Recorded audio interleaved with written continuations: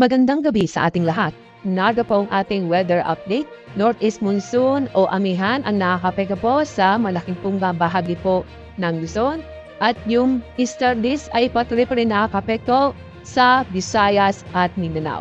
Inyong mapapansin, itong linya ng kaulapan, ito po yun ang shear line. At yung boundary line pagitan ng amihan at easterlies. Sa boundary line po niyan, ay dito po nagsasalubong o naghahalo po yung malamig na hangin at mainit na hangin. Ang resulta, nakakaroon po ng mga thunderstorm at kalat-kalat na pagulan.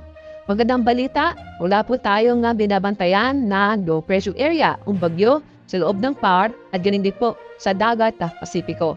At sa ating magiging lagay na panahon bukas, itong amihan ay patuloy po rin makakapekto sa Luzon at inasam po natin na hihinat to. Kaya ang maapektuhan lamang itong Northern Luzon at Central Luzon.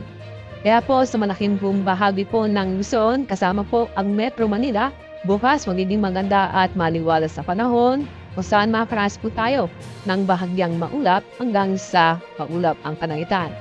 Malamig na panahon ang inaasahan natin bukas dahil sa amihan sa malaking bahagi po ng Northern at ang Central Luzon. At sa labing bahagi po ng Luzon, kasama po ang Metro Manila, asahan po bukas na medyo malinsangan na panahon. Sa bahagi po ng Bicol Region at sa lalawigan ng Quezon, ay maulap po ang kalangitan bukas at may mga kalat-kalat pong pagulan at thunderstorm dahil sa epekto ng shear line.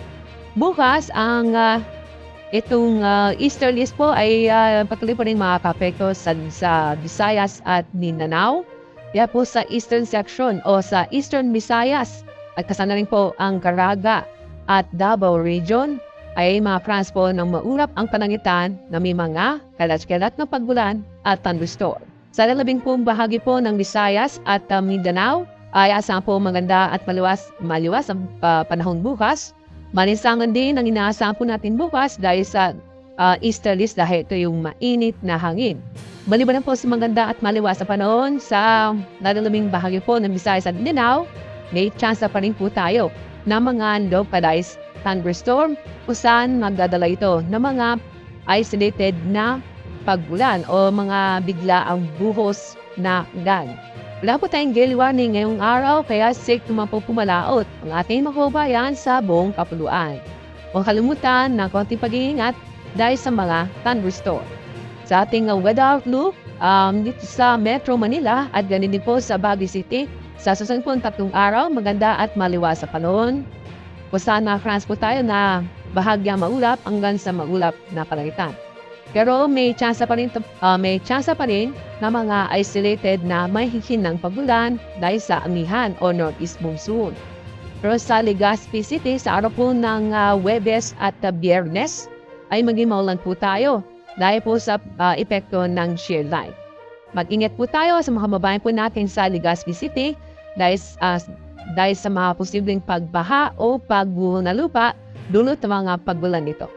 Sa Metro Cebu at sa Iloilo City, sa susunod pong 3 araw, fair weather po tayo o generally good weather po tayo. Asahan din na malinsangan na panahon dahil sa epekto ng easterlies. Pero may chance pa rin po ng mga localized thunderstorm. Pero sa mga kababayan po natin sa Tacloban City, sa araw po ng Miyerkules at sa Biyernes ay maulan na panahon sa araw na ito. Kung saan ay asahan po mga kalat-kalat na pagulan at thunderstorm. Kaya mag-ingat po tayo sa mga posibleng pagbaha o pagguho na lupa. Dapat tayo sa bahagi ng Mindanao, sa Metro Davao, Cagayan de Oro City at sa Zamboanga City, inyong makikita, ay susunod pong 3 araw. Fair weather po tayo, maliban po sa mga localized thunderstorm. Asahan din po sa mga araw ito ang malinsangan na panahon.